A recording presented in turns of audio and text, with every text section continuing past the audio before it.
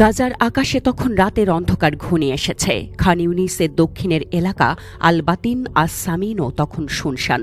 তবে সেই নীরবতা খুব বেশিক্ষণ স্থায়ী হয়নি।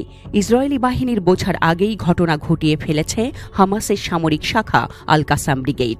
ইসরায়েলি সামরিক বহর যখন এই পথ ধরে অগ্রসর হচ্ছিল, তারা ভাবতেও পারেনি নীরবতা আসলে ছিল এক নিখুঁত ফাঁদের ছদ্মবেশ। হঠাৎ বিকট বিস্ফোরণ। 3টি বিস্ফোরক পূর্ব নির্ধারিত দূরত্বে পুঁতে রাখা হয়েছিল। সময় ঠিক করে কাসাম ব্রিগেডের যোদ্ধারা সেগুলো সক্রিয় করল। যখন ইসরায়েলি সামরিক যানবাহন ছিল সঠিক অবস্থানে, তখনই সুইচটা টিপে দেয় কাসাম। বিস্ফোরণের পর মুহূর্তেই আগুন ধরে যায় অন্তত 2 ট্রুপ ক্যারিয়ার এবং একটি সাঁজোয়া যানে। পুরো এলাকা ধোঁয়ায় ঢেকে যায়। কাসাম ব্রিগেডের তরফে জানানো হয়েছে, এই হামলায় একাধিক ইসরায়েলি সেনা নিহত ও আহত হয়েছেন।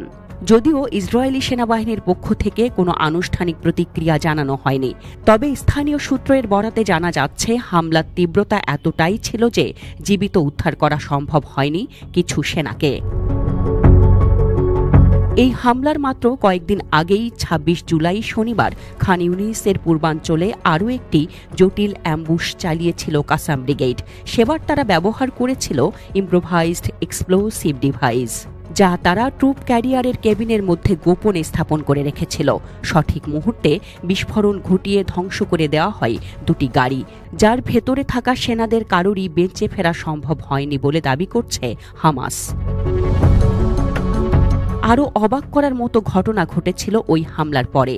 পুড়ে যাওয়া ট্রুপ ক্যারিয়ার দুটো সরাতে ঘটনাস্থলে আসে একটি ইসরায়েলি মিলিটারি এক্সক্যাভেটর। আগুন নিভিয়ে ধ্বংসস্তূপ মাটি চাপা দিতে এগিয়ে যায় সে। তখনই আবার ভেসে আসে কাসামের আঘাত। আল কাসাম জানায়, তারা তখনও পর্যবেক্ষণে ছিল এবং ইসরায়েলি হেলিকপ্টার ওই মুহূর্তেই সেনাদের উদ্ধার করতে ঘটনাস্থলে অবতরণ করে। কেবল এই হামলা নয়, বরং পুরো গাজা যুদ্ধের একটি অন্যরকম দিক এখন উঠে আসছে সামনে, মানসিক যুদ্ধ। ইসরায়েলি একটি দৈনিকের সাম্প্রতিক প্রতিবেদনে প্রকাশিত হয়েছে চাঞ্চল্যকর তথ্য। 7 অক্টোবর 2023 থেকে এখন পর্যন্ত ইসরায়েলি বাহিনীর 18,500 এরও বেশি সেনা আহত হয়েছেন। শুধু শারীরিক নয়, তাদের মধ্যে হাজার হাজার সেনা চরম মানসিক বিপর্যয়ের শিকার। পোস্ট ট্রমাটিক স্ট্রেস ডিসঅর্ডারে ভুগছেন তাদের অনেকে।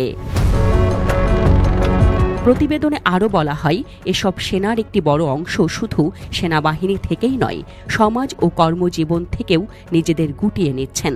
ধারণা করা হচ্ছিল 2030 সালের মধ্যে এ ধরনের মানসিক রোগীর সংখ্যা বিপজ্জনক হারে বাড়বে।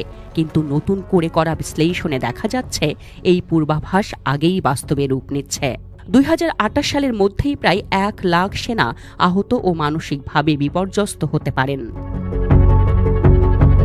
এ যেন যুদ্ধের আরেকটি ছায়াময় রূপ, যেখানে বিস্ফোরণের শব্দ নেই, রক্ত নেই, আগুন নেই, আছে শুধু দীর্ঘশ্বাস, আতঙ্ক আর ঘুমহীন রাত।